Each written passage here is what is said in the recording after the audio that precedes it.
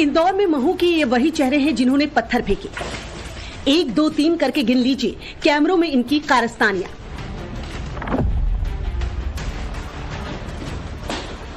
Captain Rohit Sharma के लड़कों ने चैंपियंस ट्रॉफी का कप उठाया तो पूरे देश की तरह इंदौर का महू भी खुशी से झूम उठा। लेकिन उत्साही क्रिकेट प्रेमियों की तिरंगा यात्रा शहर के जामा मस्जिद इलाके से गुजरी ही थी कि उन पर पत्थर बरसने लगे। जबकि इस तिरंगा यात्रा में हिंदू भी थे, मुस्लिम भी थे, फिर भी पत्थर बरसे, तोड़फोड़ हुई, गाड़ियों में आग लगाई गई, घरों और दुकानों को टारगेट किया गया। अरे पत्थर फेंक रहे थे और जन्म से बोल रहे थे, जन्म से राम का। क्या बोल रहे थे? कि बोले राम को बुलाओ, तुम्हारे गाड़ी जल रही है, 4 व्हीलर जल रही है, राम को बुलाओ। और अल्लाह अकबर करते हैं, चिल्लाते हैं बुरे। जैसे इंडिया जीती तो सर हर बार की तरह इस बार भी हम इंडिया के जीत के जश्न में सर रैली निकाल रहे थे। रैली निकालने के बयान ये हुआ सर, मस्जिद के सामने हमारा जाना हुआ, वंदे मातरम, भारत माता की जय हम नारे लगा रहे थे, तो उनको इस चीज से प्रॉब्लम हो गई। इतनी सी देर में मस्जिद के अंदर से बहुत लोग सर बाहर आए और बोलने लग गए कि आप यहाँ पे नारा मत लगाओ। उपद्रवी ऐसे सुनियोजित थे कि पास के ही प्राचीन श्री शीतला माता मंदिर के अगल बगल पत्थर चल रहे थे तो जानबूझकर सीसीटीवी तोड़ा गया। सवाल ये कि तिरंगा यात्रा पर पत्थर संयोग था या किसी का प्रयोग। जो जहाँ 100 लोग अच्छे रहते हैं वहाँ 10 निकलते हैं। बस उन 10 की वजह से ये जो है कि नुकसान लोगों का, आम जनता का, आम पब्लिक का हुआ है। उनको बुरा लगा कि भाई इंडिया जीती का है। इंडिया जीतने की खुशी में ये लोग ने पथराव करा, ये लोग ने गाड़ी घोड़ा जलाया, ये कांच को बात फोड़ दिया, कार फोड़ दिया। इस पूरे विवाद को लेकर मेरी बॉटम लाइन क्लियर है कि शुरुआत उपद्रवी लोगों की तरफ से हुई जो हिंदू समाज से थे। एक बॉटम लाइन मेरी। हिंदू पक्ष का कहना है कि मस्जिद से लोग निकले और अचानक से पथराव और हाथापाई शुरू कर दी, मारपीट। मैं तो कह रहा हूँ ना बार बार कि मस्जिद में तो बहुत सारे पत्थर आप दिख रहे होंगे उनको। मस्जिद में कौन पत्थर रखता है? महू की हिंसा को लेकर 13 गिरफ्तारियां हुई हैं। प्रशासन कुछ आरोपियों पर रासुका लगाने की तैयारी में है। लेकिन सवाल ये कि इस हिंसा का ट्रिगर क्या था? क्या ये सिर्फ लॉ एंड ऑर्डर का मामला है जैसा कांग्रेस कह रही है? प्रमोद जी, कल इंडियन टीम चैंपियन बनी चैंपियंस ट्रॉफी में और कई जगहों पर पथराव हुए। जो क्रिकेट फैंस थे उसमें तेलंगाना में लाठीचार्ज और मध्य प्रदेश के महू में भी पथराव की घटना सामने आई है। क्या करते हैं, महू होने देते मध्य प्रदेश में, तो तेलंगाना की सरकार ने सही कदम उठाया, दोनों को डिस्कस कर दिया। महू में कुछ ज्यादा हो गया नतीजे के तौर पर, वहाँ तोड़ फोड़ और जनी सब कुछ तो हो गया। कानून व्यवस्था नहीं संभाल रही है भाजपा। हैदराबाद के दिलसुख नगर में भी चैंपियंस ट्रॉफी के सेलिब्रेशन को बिगाड़ा गया, लेकिन वहां क्रिकेट प्रेमियों पर लाठीचार्ज को बीजेपी ने तुष्टीकरण की सियासत से जोड़कर पूछा है कि क्या भारतीय अपने देश में ही जश्न नहीं मना सकते? मऊ की घटना से सवाल ये भी हुआ कि जिन्हें तिरंगा यात्रा कबूल नहीं वो शुक्रवार को पड़ रही होली कैसे बर्दाश्त करेंगे। इस बीच आज जब यूपी में संभल में धूमधाम से रंग एकादशी मनाई जा रही थी, तब भी वहां के सीओ अनुज चौधरी के बयान पर उठा तूफान थमा नहीं है। अनुज चौधरी ने शुक्रवार को पड़ रही होली के रंगों से दिक्कत रखने वालों को घर में नमाज पढ़ने की नसीहत दी थी। यूपी के मुख्यमंत्री योगी आदित्यनाथ ने भी उनका समर्थन कर दिया था। यूपी के बाद बिहार बीजेपी से भी शुक्रवार को घर में नमाज पढ़ने की हिदायत आई, लेकिन बिहार की पूर्व मुख्यमंत्री राबड़ी देवी ने कहा है, प्रधानमंत्री में अगर हिम्मत है तो मुसलमानों को देश से भगाने का काम करें।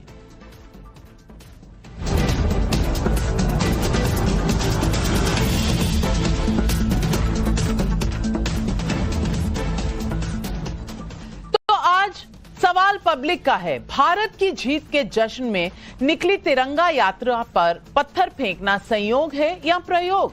होली रमजान साथ मनाने वाले देश में एक दूसरे को बर्दाश्त नहीं करने वाला अविश्वास क्यों?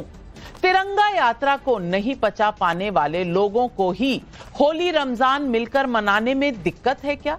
संभल से लेकर इंदौर के मऊ में बने हालात तुष्टीकरण की सियासत का जहर हैं? यही सवाल आज पब्लिक पूछ रही है और इन सवालों के जवाब देने के लिए आज हमारे साथ जुड़ रहे हैं बीजेपी के राष्ट्रीय प्रवक्ता प्रदीप भंडारी हमारे साथ स्टूडियो में है, मोहम्मद फैज खान नेशनल कन्वीनर राष्ट्रीय मुस्लिम मंच स्टूडियो में हमारे साथ जुड़ रहे हैं। तारिक खान समाजवादी पार्टी के प्रवक्ता हमारे साथ हैं, विवेक श्रीवास्तव राजनीतिक विशेषज्ञ। लेकिन मेरा पहला सवाल अजय वर्मा जी को जाता है, कांग्रेस के नेता हैं, स्टूडियो में हमारे साथ। अजय वर्मा जी, पहला सवाल बहुत ही छोटा सवाल ये कि अगर तिरंगा यात्रा निकले वो भी भारत की जीत पर, तो देश में लाठीचार्ज क्यों होता है कांग्रेस के राज्य तेलंगाना में? क्यों मस्जिद के पास अगर लोग भारत माता की जय बोलते हुए निकले तो इस तरह से आग जलनी होती है? क्यों? नाविका जी, राज्य तो वो हिंदुस्तान का है, कांग्रेस की तो वहां सरकार है और कांग्रेस अपना दायित्व वहां निभा रही है। राज्य तो वो हिंदुस्तान अखंड भारत का एक पार्ट है, वो कांग्रेस का राज्य नहीं है, वो सरकार कांग्रेस की है। अब सबसे पहले तो हिंदुस्तान की जीत पर बधाइयां आपको भी और देश के लोगों को भी, कि एक इतिहास आपको भी और डॉक्टर शमा मोहम्मद को जी। नहीं, वो तो सुन लीजिए, देखिए लोगों की हर तरह की विचारधारा, कहीं घर में विभीषण भी राम लंका में ही होते हैं, ऐसा नहीं है। तो दूसरी बात यह है मेरा कहने का कि नाविका जी, भारतीय जनता पार्टी को जब से तेलंगाना में और कर्नाटका की हार अब तक पची नहीं है, वो उसके लिए कोई ना कोई एजेंडा और कोई ना कोई क्रोनोलॉजी बनाए रखते हैं। मैं अनुरोध करूंगा अपने मुख्यमंत्री रेवंत रेड्डी साहब से और वहां के पुलिस कमिश्नर साहब से, मैं उन्हें अच्छी तरह जानता हूं, कि इसकी विशेष जांच करी जाए और इसके पीछे जो ताकतें, विघटनकारी ताकतें जो देश को तोड़ना चाहती हैं, देश का सोशल फैब्रिक खत्म करना चाहती हैं, जो देश में अमनो चैन नहीं रहना चाहती, और हो ना हो इसमें लोग मुझे बता रहे हैं, कुछ ट्वीट्स आए हैं कि हो सकता है भाजपा का सेल इसमें कामयाब हो, स्लीपर सेल जो बैक से सोया रहता है, जैसे अभी औरंगजेब की कबर पर जो है इनका आईटी सेल एक वो इमिटेशन लेके पहुंच गया कि निकलिए जिन्नात बाहर और चलिए इस देश में आपकी जरूरत है। 300-400 साल से सो रहे थे, उन्हें निकाल लाए इनके बीजेपी के प्रवक्ता और नेता, और उसी पर राजनीति कर रहे हैं। तो ऐसे ही वहां कोई इनके चीजें नहीं पहुंची हो कि उसी के बीच में घुस के लोग जश्न मना रहे हैं। भारत के ऐसा लोग क्यों नहीं माना जा सकता? नहीं अजय वर्मा जी, ऐसा क्यों सवाल नहीं उठ सकता कि आप तो दो राज्यों में जीते ना, कर्नाटका और तेलंगाना आपने गिनाया, चलिए, लेकिन ऐसा क्यों नहीं हो सकता कि आपकी कोई साजिश हो, क्योंकि बाकी पूरे देश में भाजपा जीत रही है, तो आपका कोई स्लीपर सेल एक्टिवेट हो गया हो? क्यों प्रदीप भंडारी? नविका जी, वो तो मैं जवाब दूं, अभी प्रदीप जी का नंबर है। नहीं नविका जी, सीधी बात है, शमा मोहम्मद के स्टेटमेंट ने यह स्पष्ट कर दिया था कि कांग्रेस पार्टी और राहुल गांधी को इस बात से चिढ़ थी कि भारत जो है वो अच्छा करने वाला है रोहित शर्मा की कैप्टेंसी के अंदर। वही रोहित शर्मा जिसको शमा मोहम्मद, कांग्रेस पार्टी, राहुल गांधी के करीबियों ने फैट शेम करने का प्रयास किया था। भारत आज चैंपियंस ट्रॉफी के फाइनल में। इस फोटो को देखिए नविका जी, ना इसमें हिंदू है ना जाति है, जितनी जाति उतनी बात करने वाले लोगों को इससे चिढ़ मचती, क्योंकि भारत जीता है। जब भी भारत जीतता है कांग्रेस पार्टी को चिढ़ मचती है, इसीलिए तेलंगाना के अंदर लोग निकले, भारत जीता, कांग्रेस पार्टी की पुलिस ने उठाकर उनको भारत के हमारे फ्लैग को बोला कि रख दो और घर चले जाओ, लाठी चार्ज हो। जब भारत जीतता है तो कांग्रेस पार्टी को चिढ़ मचती है, जब आर्टिकल 370 एब्रोगेट होता है। जब भारत जीतता है, G20 होता है, तो कांग्रेस पार्टी को चिढ़ मचती है। ये कांग्रेस की मानसिकता है, क्योंकि राहुल गांधी तो कह ही चुके, he wants to divide the Indian state, he wants to fight against the Indian state. और ये वही तुष्टीकरण की राजनीति नविका जी, जब मऊ के अंदर जिस तरीके से आगजनी हुई, लोग भारत की सेलिब्रेशन कर रहे थे, क्या कांग्रेस पार्टी ने इसका विरोध किया? नहीं, हम तो एक्शन लेंगे। ये तुष्टीकरण की पार्टी है जिसको हर उस बात से चिढ़ होगी जब भी भारत यूनाइट होगा, भले इसरो हो गया, भारतीय क्रिकेट टीम हो गई। मैं तारिक खान भाई से पूछना चाहती हूं। तारिक खान जी, ये कौन सी प्रवृत्ति है जो इस देश में हमें ये कहती है कि अगर दुर्गा पूजा हो और मुहर्रम हो तो दुर्गा पूजा बंद कर दो, मुहर्रम खाली देखो? ये कौन सी प्रवृत्ति है जो कहती है रमजान का महीना है, रमजान का महीना है, बिल्कुल हर कोई फॉलो करेगा सेंटिमेंट, लेकिन उस महीने में अगर होली पड़ती हो तो होली नहीं मनाई जानी चाहिए क्योंकि संभल शायद इस देश का हिस्सा नहीं है? तारिक खान, ये कौन सी प्रवृत्ति है जहां तिरंगा पर इतना बवाल हो रहा है, जबकि तिरंगा आपका, हमारा, हम सब की शान है? क्रिकेट पर, तिरंगे पर, ट्रॉफी जीतने पर, होली पर, रमजान पर इतना दंगा क्यों? आपने पूछा ये कौन लोग हैं? ये वही लोग हैं जो नू में हरियाणा में ऐलान किए थे कि हम लोग रैली निकालेंगे और किसी पर्टिकुलर एरिया से निकालेंगे, जिसका ऐलान किया गया था बाकायदा। ये वही लोग हैं, उसी टाइप के लोग हैं, और ज्यादातर ऐसे लोग भारतीय जनता पार्टी के ही रंग में पाए जाते हैं।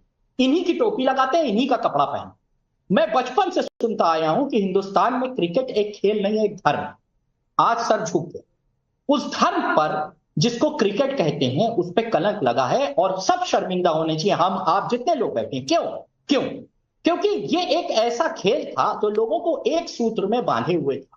मगर अगर हम सेलिब्रेशन कर रहे हैं, और जैसा कि वहां के इमाम ने कहा, वो गलत भी कह सकते हैं वहां के इमाम, कि लोग नमाज पढ़ रहे थे, बम फेंक दिया गया, तो ठीक है, अगर हम सेलिब्रेशन कर रहे हैं तो हम अस्पताल में जाके बम फेंक दें, हम रोड पर चलते हुए लोगों को मारे पकड़ पकड़ के, ये भी एक टाइप का सेलिब्रेशन हो सकता है। इस तरीके के सेलिब्रेशन को अगर आप वैलिड मानती हैं, I am very good, I am happy, I totally support you कि इस तरीके का सेलिब्रेशन होना चाहिए अकॉर्डिंग टू दैट इमाम। अगर ऐसा किया जा रहा था तो मैं समझता हूं ये गलत है। बाकी अगर कोई शर्मिंदा हुआ है तो भारत का क्रिकेट हुआ है, क्रिकेट के हमारे जैसे प्रेमी हुए हैं, क्योंकि एक धर्म है और इस धर्म को कलंकित ना किया जाए, इस धर्म को कम से कम इस राजनीति से बचा के रखा जाए। ये बीजेपी के टोपी वाले जो लगाकर अब आपने कहा नहीं, अब आपने हर बात इमाम की सुनी, पर उस तिरंगा यात्रा में मुसलमान भी थे। आप देख लीजिए, तस्वीरें नजर आ रही हैं, और एक बुजुर्ग महिला ने कहा भी कि जब वहां से जलाई गई, पथराव हुआ और गाड़ियां जलाई गई, तो वो महिला, बुजुर्ग महिला कह रही हैं कि कह रहे थे बुला लो अब अपने राम को।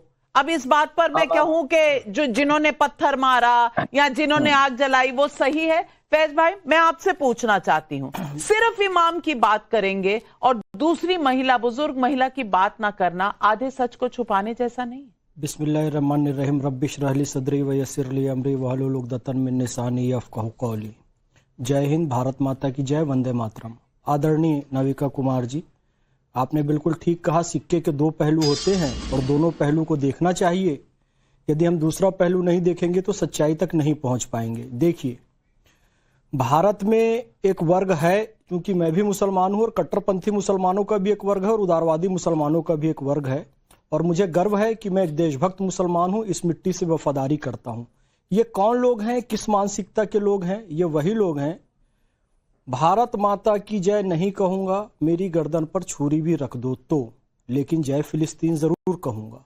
ये वही लोग हैं, चिकन नेट, असम को काट दूंगा मैं, नॉर्थ ईस्ट को अलग कर दूंगा।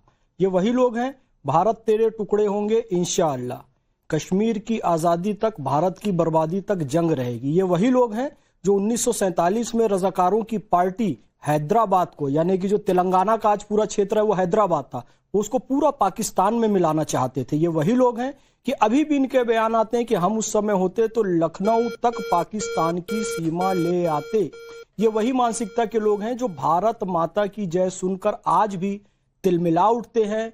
जबकि मैं आपको स्पष्ट बताऊं, भारत माता की जय कहना, अपने वतन की जय करना, ये इस्लाम भी सिखाता है और सनातन भी सिखाता है। कुरान शरीफ में स्पष्ट इस बात का उल्लेख है, उम्मुल कुरा यानी कि मक्का शरीफ को मां कहा गया है। मां, पैगंबर हजरत मोहम्मद सल्लल्लाहु अलैहि वसल्लम की जो जन्मभूमि है ना, उसे भी मां कहकर संबोधित किया जा रहा है। उम्मुल कुरा यानी सभी शहरों की मां शहर जो है उसे मक्का शरीफ कहा गया है। तो यदि मक्का को मां कह सकते हैं मक्का वाले, कुरान शरीफ कह सकता है, तो भारत के लोग भारत को मां क्यों नहीं कह सकते? भारत माता की जय क्यों नहीं कह सकते?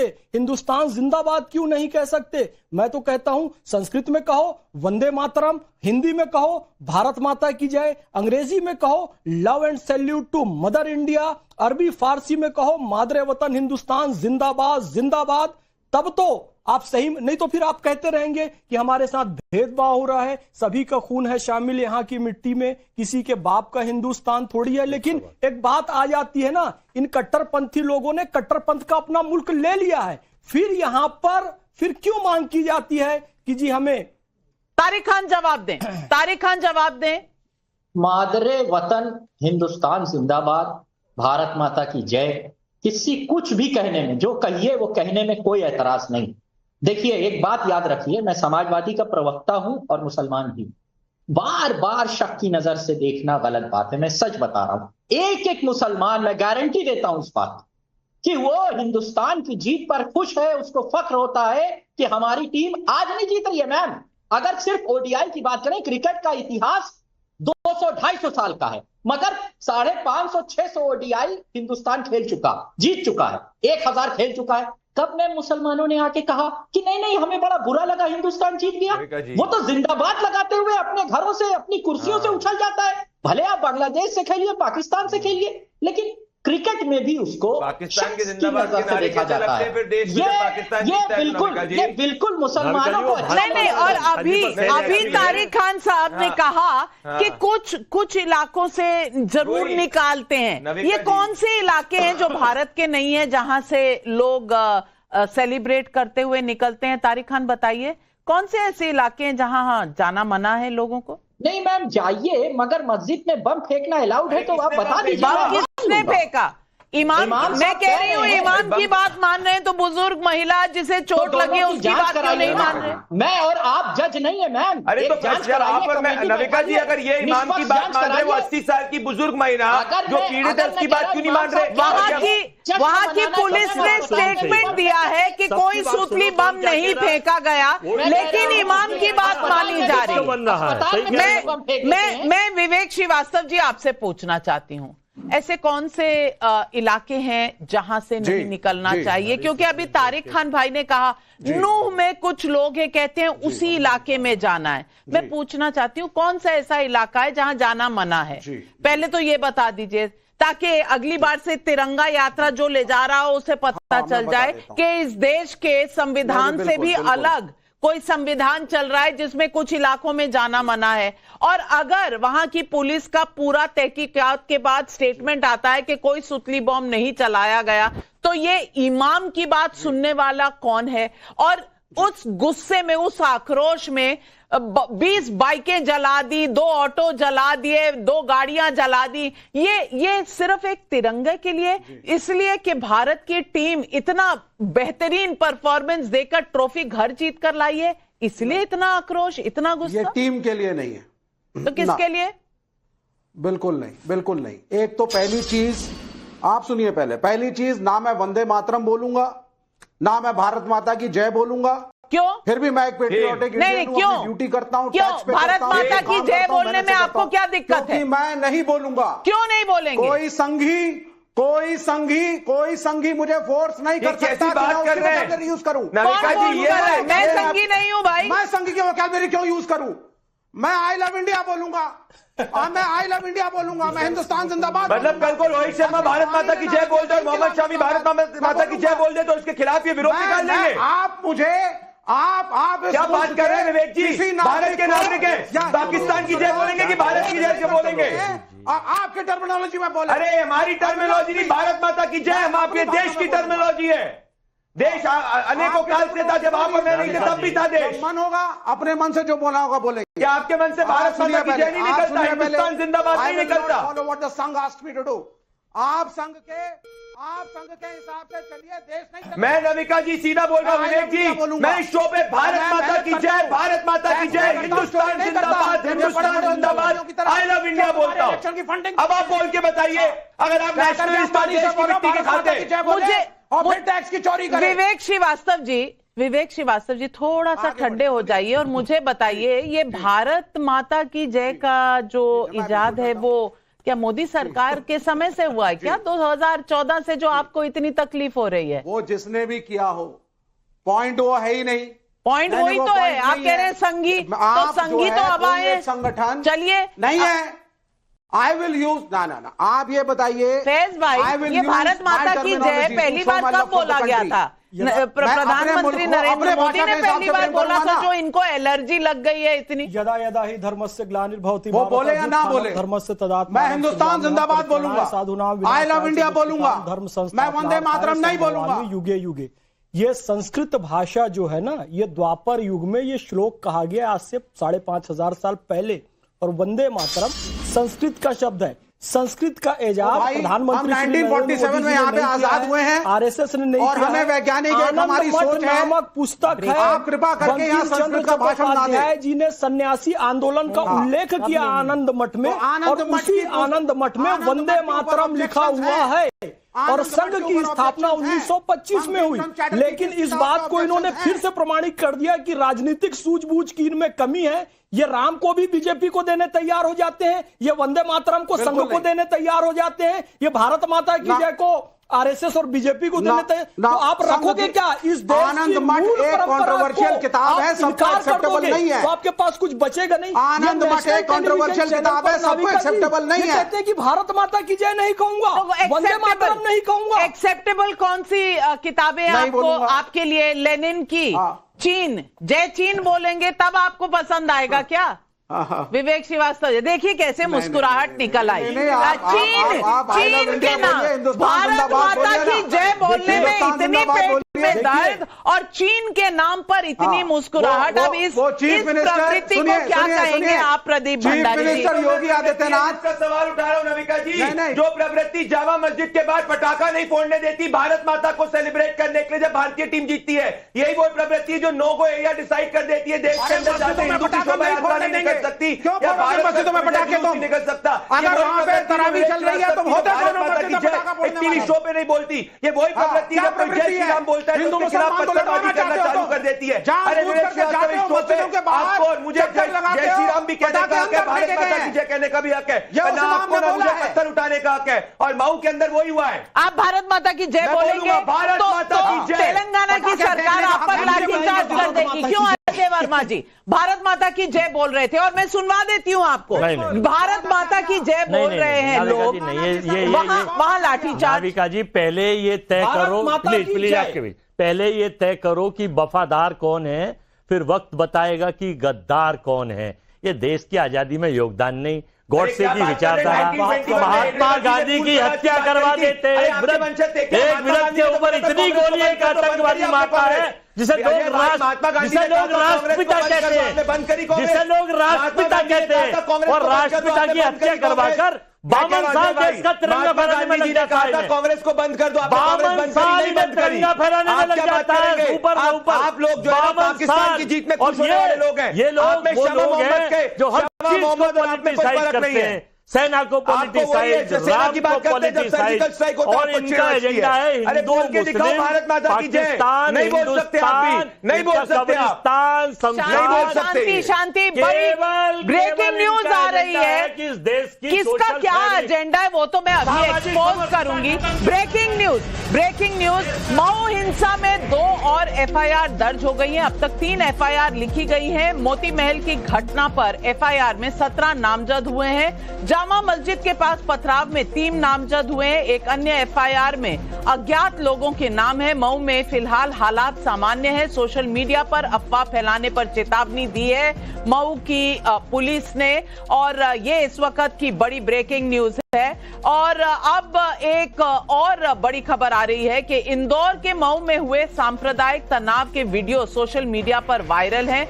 मैं कुछ ऐसी सोशल मीडिया पर वायरल ट्वीट्स भी हैं जहां सिर्फ लोग कह रहे हैं भारत माता की जय। मैं पूछना चाहती हूं विवेक श्रीवास्तव जी, इस देश में रहकर क्या चीन की जय करेंगे? आप कह रहे हैं हिंदुस्तान की, फिर थोड़े दिनों में आपको एकदम से दिल पर चोट लगेगी कि हिंदुस्तान में हिंदू आता है तो आप उससे भी मुकर जाएंगे, फिर क्या होगा? हाँ नहीं, अगर हिंदू का मतलब है मस्जिद में पटाखे फेंकने, अगर हिंदू का मतलब है मस्जिदों के जहांगीरपुरी मस्जिद के 3-3, 4-4 बार चक्कर लगाने, बिना पुलिस परमिशन के डीजे बजाना, लोगों एरिया है कि नाविका जी ये क्या निर्धारित कर रहे हैं? अगर पुलिस आपके खिलाफ एफआईआर करे तो चैनल जिम्मेवार नहीं होगा। अभी तक सुतली बॉम्ब फेंकने की कोई भी ऐसी खबर नहीं आई है। बाहर पटाखे चल रहे थे। ये रहा मेरे पास आधिकारिक बयान कहता है एक समूह धान मंडी होते हुए जामा मस्जिद के सामने से निकला जहां पर पटाखा फोड़ने की बात को लेकर विवाद हुआ। अरे देश जब खुश होगा मंदिर के बाद पटाखा फोड़ो, गुरुद्वारे के बाद फोड़ो, मस्जिद के बाद फोड़ो, देश की निवासी है, पर ये नहीं मानते। तारिक खान मैं पूछ रही हूँ, मस्जिद के बाहर पटाखे फोड़ने में भी कोई बैन है? अगर है तो आप बता दीजिए। आप जान गई कि मस्जिद के बाहर ही फोड़े गए थे? आप कंफर्म हो गई? आप मौजूद थी वहां? नहीं, पुलिस का स्टेटमेंट है। पुलिस के स्टेटमेंट को जज भी नहीं मानता। इतनी तो कैसी बातें कर रही है आपको होनी चाहिए। कैसे बातें कर रही है? जाओ कोर्ट में चैलेंज करने। मैं कह रहा हूँ, जाओ ना कोर्ट में चैलेंज करने। मैं कह रहा हूँ, जाओ कोर्ट में चैलेंज करने। संबंध में भी गए थे। प्रदीप भंडारी साहब आप बीच में न बोले प्लीज। नहीं, मैं बोलूंगा इस वक्त। नहीं, मस्जिद के बाहर पटाखे, मस्जिद के बाहर पटाखे नहीं फोड़ सकते, संबल में होली नहीं मना सकते, बंगाल में दुर्गा पूजा विसर्जन नहीं हो सकता, और बता दीजिए क्या क्या नहीं करना है। साहब को कोट कर रहा हूं, इमाम साहब ने कहा कि अंदर बम फेंका गया, ये इमाम साहब कह रहे हैं, इसकी जांच होनी चाहिए। अब इमाम साहब को पुलिस ने कॉन्ट्रडिक्ट कर दिया, क्या करें? पुलिस ने कॉन्ट्रडिक्ट किया है, पुलिस ने तो संबल में भी बहुत कुछ कहा कि नहीं तो प्रूव हो गया ना नविका जी, धार्मिक लोगों को ज्यादा मानेंगे ना कि रूल ऑफ लॉ को। पुलिस ने कहा हो गया, इस शो पे प्रूव हो गया कि तारिक खान ने कह दिया है कि वो कॉन्स्टिट्यूशन ऑफ इंडिया को नहीं मानने वाले। तारिक खान धार्मिक राजनीति बंद करो, कॉन्स्टिट्यूशन से राजनीति की बात करेंगे। कोई सोच है राजनीति भाजपा के लोग करते हैं, भड़काने की कोशिश। केवल धर्म ये भड़काना कैसे है? ये भड़काना कैसे है? अगर तिरंगा यात्रा निकल रही है, तिरंगे से कौन भड़क सकता है? तारिक खान, प्रॉब्लम है तिरंगे से। 52 साल लगे थे इन्हें तिरंगा फहराने में, अपने मुख्यालय पर झूठ बोलते हैं। जांच होनी चाहिए। ये सुबह नविका भंडारी जी ले आए और इनकी आत्मा जागृत हो जाती है। इस देश में तिरंगे से कौन भड़क रहा है? फैज भाई, इस देश में कोई तिरंगे से भड़क सकता है क्या? तिरंगे से जो व्यक्ति भड़क रहा है उसे तो इस देश में रहने का अधिकार ही नहीं है, क्योंकि तिरंगा आन बान शान है हमारी। देखिए मेरा देर लगी थी ना, मैं उस पर भी बोल दीजिए। अच्छा चलिए मैं उस पर बोल देता हूँ। अभी आरएसएस की बात कर रहे हैं तो मैं बोल ही देता हूँ। नाविका जी खुल के अब मुझे कहना ही पड़ेगा कुछ बातें, ठीक है? अब आप मुझे बताइए कि हाँ सुनिए ना, अरे मेरी बात सुनिए ना, राइटर थोड़ी है, वो अपना डायलॉग खुद लिखेंगे। मुझसे उत्तर सुन लीजिए। 1947 के पहले जब तिरंगा नहीं बना था, इस देश का राष्ट्रीय ध्वज क्या था? नहीं बताइए आप, बताइए। भगवे रंग का ध्वज द्वापर युग, त्रेता युग और उसके पहले फैलाया जाता रहा। की पहचान जिसके बाद बनती है, आप कुछ भी फैलाते रहिए। कुछ भी कैसे फैलाते रहे? आप इस देश की संस्कृति को नहीं मानेंगे, आप वेदों को नहीं मानेंगे, आप चतुर्युग को नहीं मानेंगे, पैगंबर को मानेंगे, आप केवल मुस्लिमों को मानेंगे, हम सबको मानेंगे, हम सबको मानेंगे, हम सबको औरंगजेब को मानेंगे। औरंगजेब को हम नहीं मानते। औरंगजेब का पुजारी है, यू आर द पुजारी। औरंगजेब मुर्दाबाद बोलो, औरंगजेब दिखाने के लिए, औरंगजेब मुर्दाबाद दिखाने के लिए, ये तो दिखाने के लिए। नाविका जी केवल और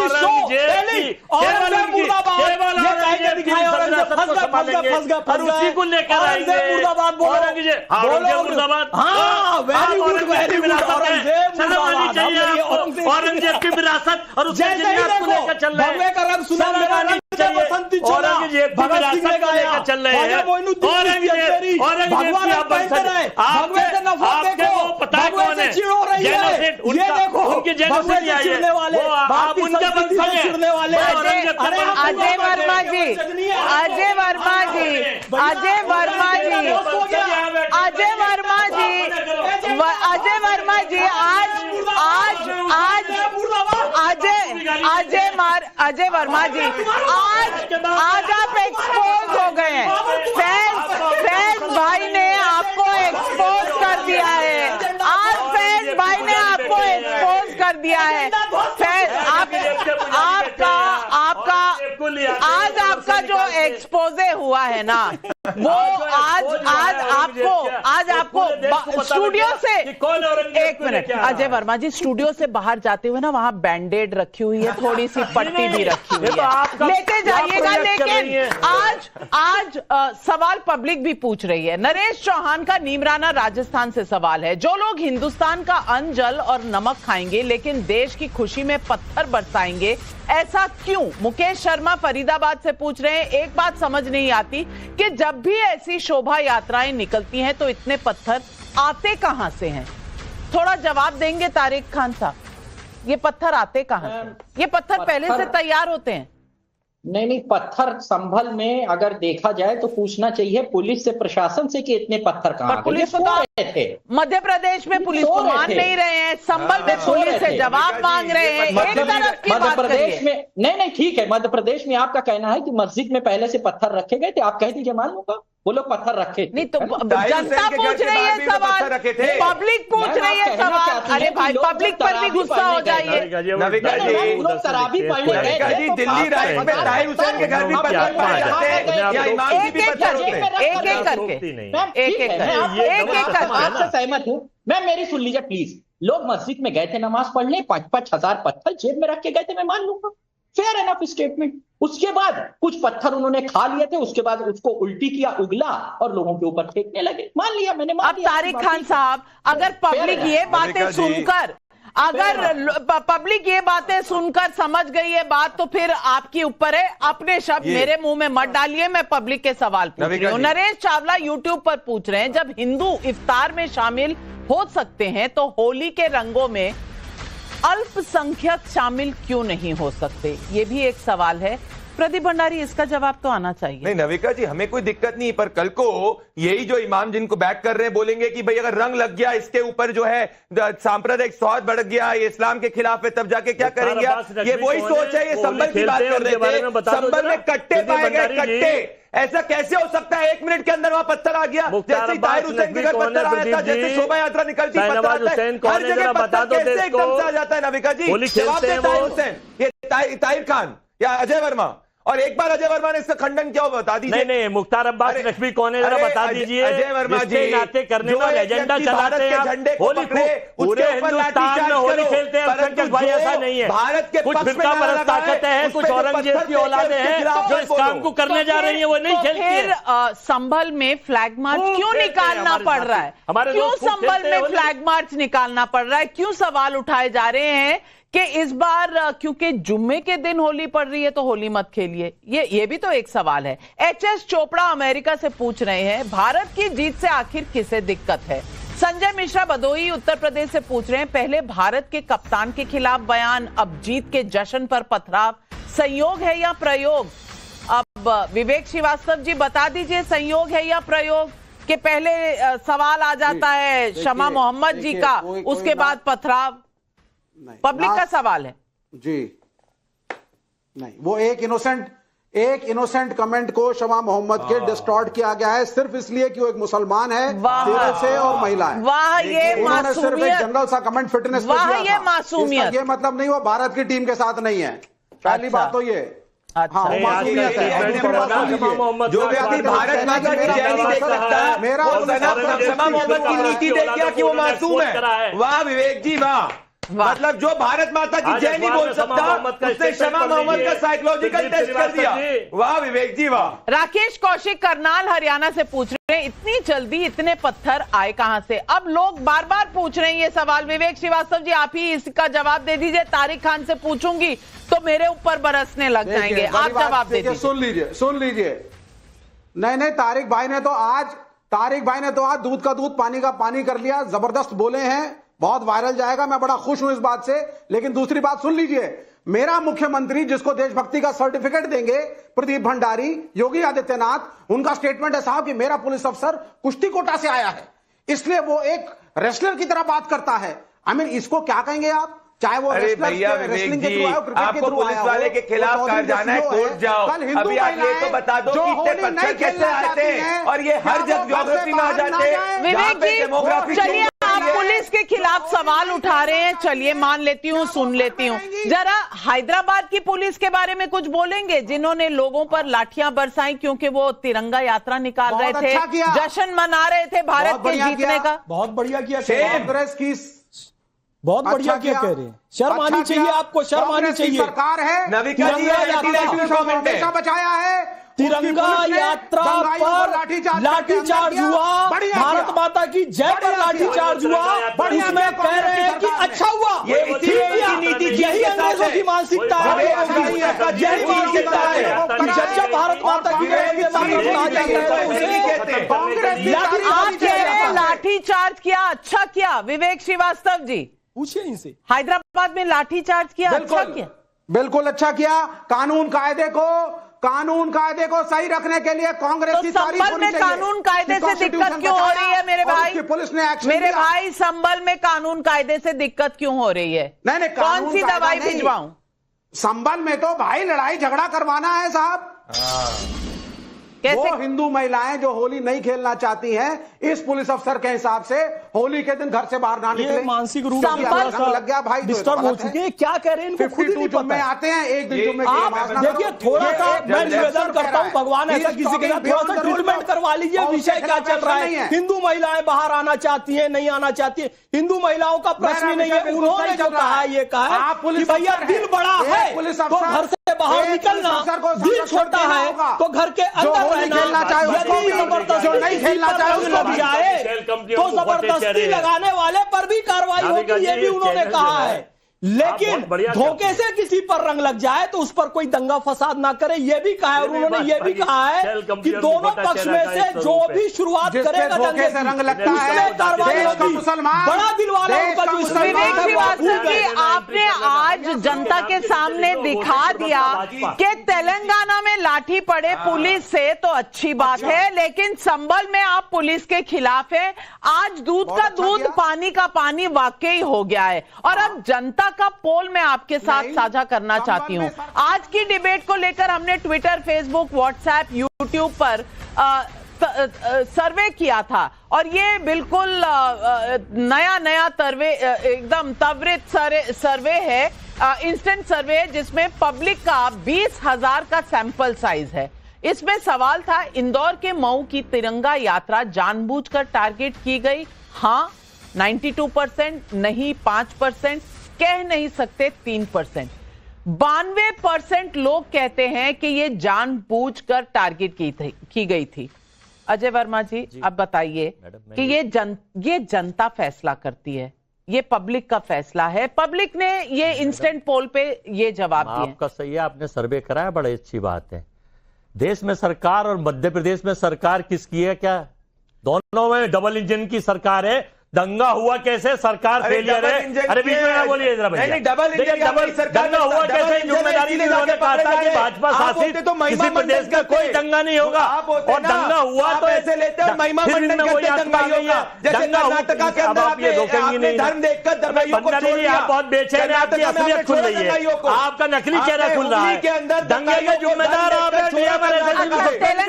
तेलंगाना में लाठीचार्ज हुआ, जिम्मेदार आप हैं। नहीं, तेलंगाना में लाठीचार्ज हुआ तो कैसे हुआ? तेलंगाना में भारत माता की जय और विक्ट्री सेलिब्रेशन पर लाठीचार्ज हुआ, वो सही हुआ? वो सही हुआ? दंगा नहीं है तो मार दे सबको, तेलंगाना में लाठी से मार दे। दंगा नहीं है, भाजपा के लोग माहौल बिगाड़ना चाह रहे थे और केवल भाजपा के चेहरे के रूप में तिरंगा लेकर देश के तिरंगे को बदनाम करना चाहते हैं ये लोग। मुझे ये बड़ा शर्मनाक और मुझे तिरंगे को बदनाम करना चाहते हैं। मुझे सिर्फ इतना पूछना है, फहराना नहीं चाहते, मुझे सिर्फ इतना पूछना है कि इस देश में भाजपा और कांग्रेस के अलावा क्या आम नागरिक, आम पब्लिक जो है वो है ही नहीं? हर आदमी को आप यहाँ कहेंगे कि ये भाजपा का है, ये कहेंगे कि ये कांग्रेस का है। क्या आम नागरिक बचा ही नहीं है? अगर कोई भारत माता की जय कहे, कोई क्रिकेट की मैच की जीत की वहां पर जश्न मनाए तो उस पर लाठीचार्ज 2014 के बाद हुआ है। नाविका जी, ये मैं नहीं कह रहा, देश भी 2014 के बाद की मानसिकता महात्मा गांधी जी का कोई योगदान नहीं, पब्लिक आज सवाल पब्लिक ने बहुत पूछा, जवाब भी पब्लिक ने बहुत सुना। दर्शकों जो जितना चिल्लाता है उसकी बात में उतना दम है कि नहीं, ये तो आप ही तय कर सकते हैं। हमारा पोल आपके सामने है, पब्लिक के सवाल आपके सामने हैं और मेरे पैनलिस्ट के जवाब भी आपके सामने हैं। जज जूरी देश में जनता ही होती है, आप तय कीजिए कौन सही कौन गलत। लेकिन इस देश में भारत की जीत पर तिरंगा लहराने से अगर मुठभेड़ होती है, पथराव होता है तो बुरा तो लगता है। एक भारतीय होने की खातिर बुरा बहुत लगा, चाहे वो तेलंगाना में हो, चाहे वो मध्य प्रदेश के मऊ में हो। लेकिन तिरंगा लोगों को जोड़ता है, ये नसीहत कौन भूल रहा है? आज सवाल पब्लिक का यही है। तमाम पैनलिस्ट को धन्यवाद करती हूं।